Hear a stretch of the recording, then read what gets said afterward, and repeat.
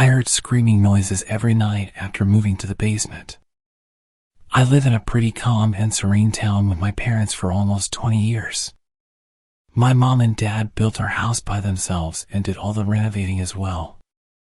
I'm happy to say that I had never experienced anything indecent that would have ruined my day except for a few instances with some neighbor kids when I was younger. But let's be real, we all had those moments as kids.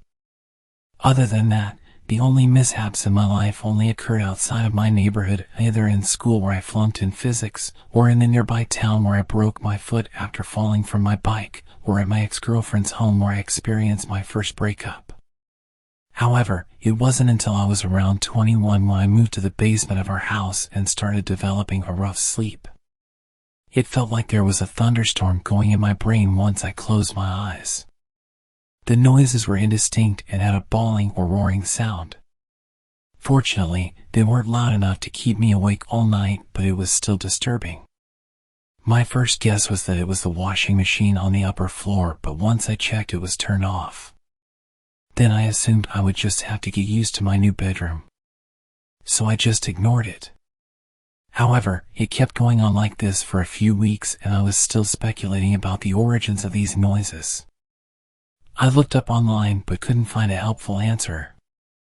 Wikipedia and some medicine-related forums came to the conclusion that I probably had schizophrenia because affected people tend to hear voices in their head. I brushed off these speculations quickly. It was the internet after all. These forums always keeps providing us with these information to make us feel crazy. But I was still worried about these noises. Also, the fact that my sleep rhythm was affected by this didn't help at all. And when I thought it couldn't be any worse, one night the noises became more clear and I started to hear indistinct voices. I couldn't describe them properly since it was all a blurry mess, but one thing I could clearly tell was that the voices were screaming. I've watched a lot of horror movies in my life and heard all sorts of screaming, but this was a truly disturbing sort. The next day, I decided to tell my mom about this. She was pretty unconcerned about this. Maybe my description of the voices was a little imprecise. But she still suggested I should go see the doctor if it really bothered me this much. So I went to the doctor's and I will spare you all the details. He wasn't helpful at all and prescribed me a medication for headaches instead. I even involved my friends in this, and even though they had no answer either, they suggested I shouldn't ignore these noises but rather listen to them clearly and make out whose voices they could be. I had second thoughts to that advice since these noises were getting really creepy, but at this moment I would try everything. When the next night came up, I went to bed and shut my eyes.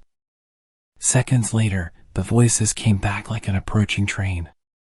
Once again, they were messy, unclear, and screaming. I tried my best to concentrate on one of the voices and to separate it from the others. I focused so hard it was like I was trying to recollect a difficult math equation during a test. And indeed it worked. I could hear that one voice clearer. Now it didn't just feel like a scream, but more like a sobbing noise from a little girl's. It was haunting and heartbreaking. I continued with the other voices and it worked just as well.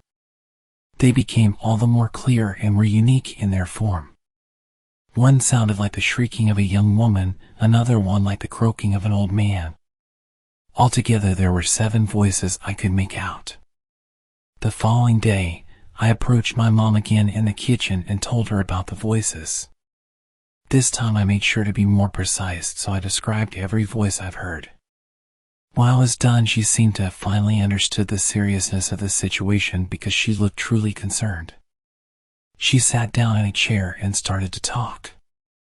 I was hoping this wouldn't happen to you. I sat down as well and asked what she was trying to say.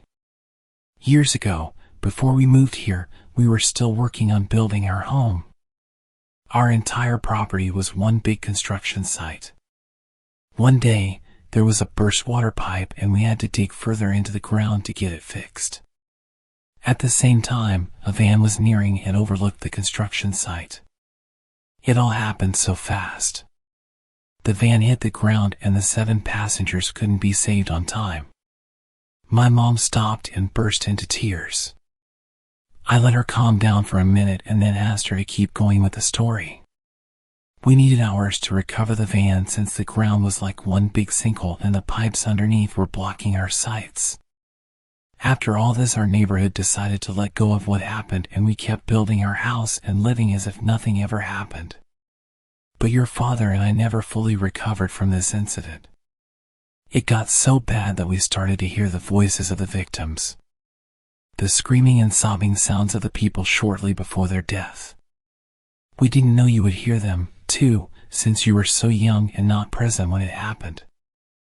I consoled my mom for a while.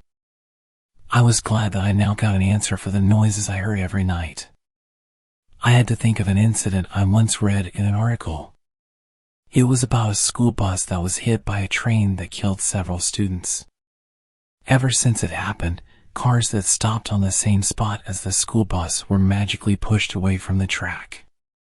It was assumed that it was the ghosts of the dead children that were trying to save the drivers from trains. Mom's story was kind of similar, but I still didn't understand the purpose of the noises I heard. Then an idea popped in my head. Maybe these victims were looking for some sort of spiritual salvation. After all, their deaths were never truly acknowledged since our neighborhood kept quiet on the incident. Perhaps I could get rid of the voices if I paid my last respects. So I asked my mom, "Do you know the victims' names? I would like to see the cemetery they're buried in." My mom looked up, visibly pitiful and serious. "Oh honey, they were never buried in a cemetery." "But how come?" "There has to have been a burial since you were able to recover the van." "Yes, the van. I never said the bodies."